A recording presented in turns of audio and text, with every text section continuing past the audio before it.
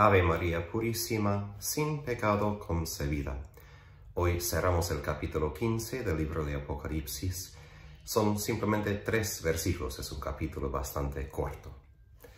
En el nombre del Padre, del Hijo, del Espíritu Santo. Amén. Ven Espíritu Santo, ven en el nombre de Jesús, a ungirnos para llenarnos con tu gracia, para iluminar nuestras mentes, para abrir nuestros corazones, para que recibamos esa palabra a ejemplo de la Virgen María y la pongamos en práctica en nuestras vidas. Todo eso pedimos en nombre de Jesús nuestro Señor. Amén. En el nombre del Padre, del Hijo, del Espíritu Santo. Amén. Empezamos con versículo 5 hasta 8, al fin del capítulo. Después de esto vi abrirse en el cielo el templo donde estaba el tabernáculo del testimonio. De él salieron los 7 ángeles que tenían las 7 plagas, y estaban vestidos de lino puro y resplandeciente, y ceñidos con cinturones de oro. Entonces uno de los 4 seres vivientes entregó a los 7 ángeles 7 copas colmadas de la ira del Dios, que vive por los siglos de los siglos. Y el templo se llenó del humo que procede de la gloria de Dios y de su poder, de manera que nadie pudo entrar al templo hasta que cesaron las 7 plagas de los 7 ángeles. Aquí Juan recibe otra visión de una liturgia solemne en el templo de Dios en el cielo, que se identifica como el tabernáculo, para asegurar, sí, el tabernáculo del testimonio. Esto era uno de los nombres que se utilizó en el Antiguo Testamento por el tabernáculo, donde el Arca de la Alianza se quedaba, donde se ubicó y donde Dios habitaba entre su pueblo. Por eso también, como católicos, tenemos nuestro tabernáculo, donde está la Eucaristía, la presencia real de Jesús.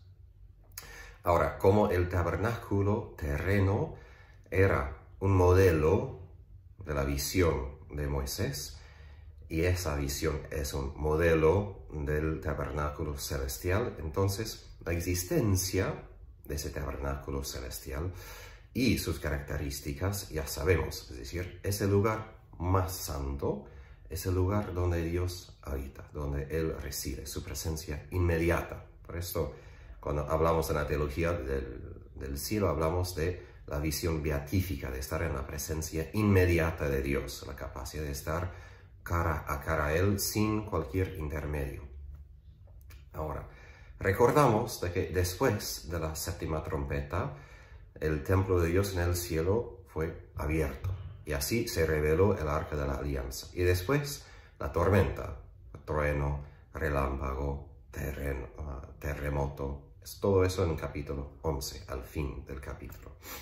Esta visión, que está en el mismo lugar, ahí empieza de vuelta la narrativa que hemos dejado, porque hay que recordar cómo saltamos un poco, que después del capítulo 11 y las trompetas, vamos a ese resumen de toda la historia de la salvación. Ahora volvemos a lo que iba a pasar justo después de la 7ª trompeta y la manifestación del arca en el cielo. El templo celestial se abre y los 7 ángeles con las 7 plagas tienen una procesión, ¿no? Todos salen de ahí. Llevan vestimentos litúrgicos, es decir, tienen vestimentos de lino puro y resplandeciente. Esto fue la vestidura de sacerdotes y ángeles, si volvemos al Antiguo Testamento, Levítico, Ezequiel, Daniel.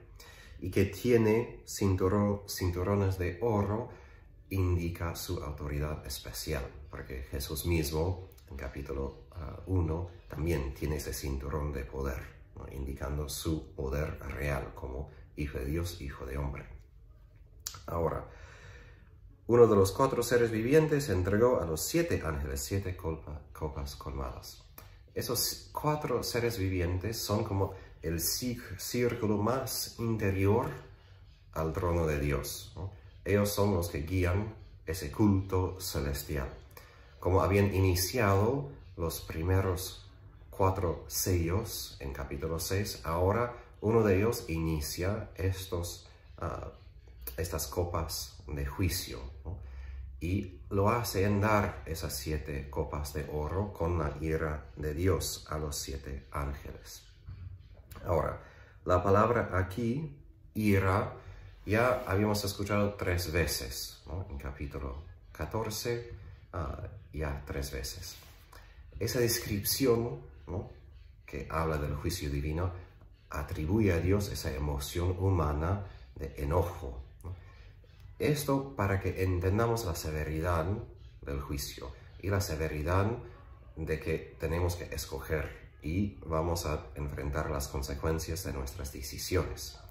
Pero Santo Tomás de Aquino aclara de que en Dios no hay emociones, no hay cambio, es eterno, porque nosotros tenemos emociones frente de las cosas que pasan, ¿no? Por eso las emociones son efímeras, que pasan, cambian. Y él indica que justo ese enojo, ¿no?, es lo que indica que Dios no quiere que el mal exista, ¿no?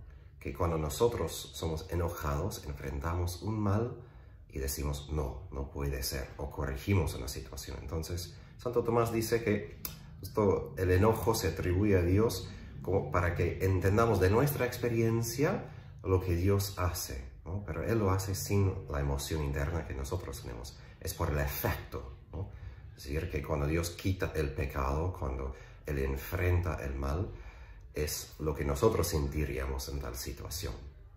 Entonces, cuando hablamos de esa ira de Dios, no estamos hablando de algo que está motivada por una reacción emocional, sino tiene como su raíz la justicia perfecta de Dios y la incompatibilidad radical entre la santidad de Dios y mal, aun el pecado menor.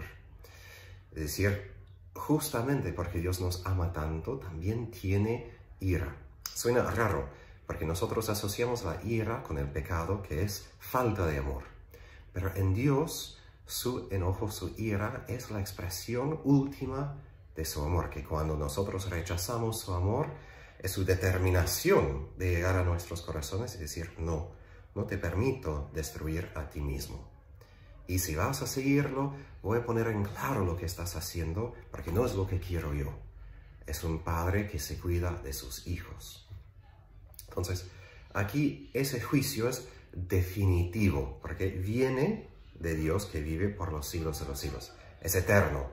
Por eso es tan importante ese tema de la muerte, tan importante el tema del juicio, porque no estamos hablando de una decisión temporal que después, cambiamos, sino el Dios eterno, y entramos en esa eternidad al morir. Entonces tenemos que ahora en el tiempo entender la gravedad de nuestras decisiones. Entonces, esa serie final de juicios, como lo que había venido antes, avanzan como una consecuencia de esa liturgia en el cielo. Que recordar que todo ese libro tiene como contexto la liturgia, ¿no? La liturgia es como el centro de todo lo que pasa, y en la tierra, en el cielo. O mejor dicho, que la liturgia en la tierra se une a la liturgia en el cielo, y de ahí vemos lo que pasa en la tierra. Por eso la oración es tan importante en la vida de la Iglesia, también en la Eucaristía.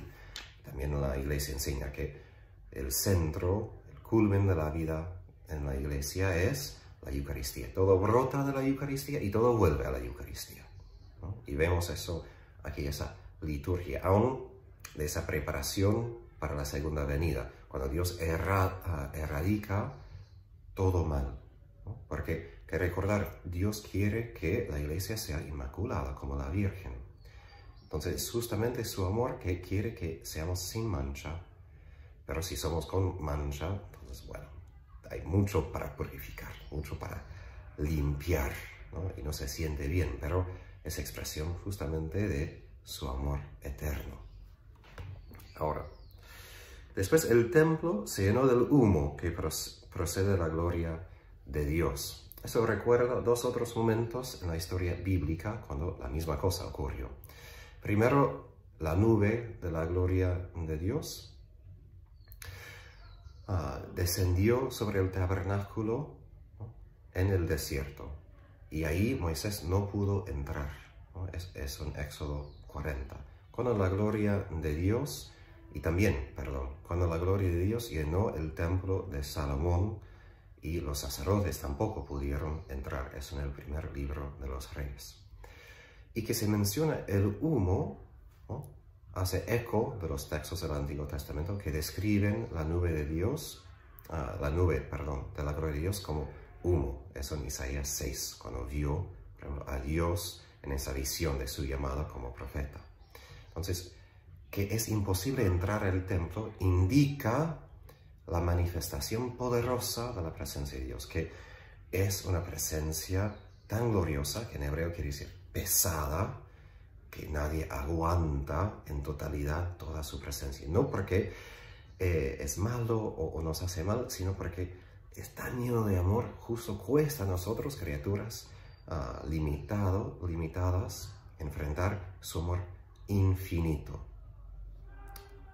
En las previas ocasiones, la teofanía marcó la dedicación del tabernáculo y del templo, los lugares donde Dios habita. Aquí apunta que se cumple el juicio de Dios, es decir, las 7 plagas. El primer versículo, el último versículo de ese capítulo, tiene la misma palabra en griego, teleo, es cumplir, ¿no?, es completar, que indica que el juicio de Dios va a acabar por total con el mal. Ahora, como digo, esto en algún sentido suena mal, pero en verdad es algo muy bueno. El juicio de Dios es algo que debemos recibir con, sí, temor, porque también somos pecadores, pero también con alegría y gozo. Porque cuando nosotros también queremos que no caigamos en la misma cosa. Y es amor cuando Dios dice, basta. No te permito caer otra vez. Gracias a Dios que me va a liberar de mi mal, porque no quiero seguir con mi pecado. Y también si pensamos en todo el mundo, ¿cuántas veces decimos, ¿por qué Dios permite eso? ¿Por qué aguanta todo esto? Y por eso es importante el juicio, que venga para salvar, para quitar todo mal, para restaurar la intención original de la creación, que era armonía. Que toda la creación pueda participar de su gloria, de su amor, de su felicidad. Entonces, nosotros entramos en la liturgia, podemos entrar en esa liturgia a través de la Eucaristía para pedir por ese juicio, no para castigar a los demás, sino para pedir con anhelo que Dios venga, como los salmos dicen, que venga con poder a restaurar su reino, a restaurar la justicia, a liberar a los pobres, y sí quitar el pecado, también nuestro pecado. Por la intercesión de la Virgen Santísima, que Dios les bendiga y guarde, en el nombre del Padre, del Hijo, del Espíritu Santo. Amén.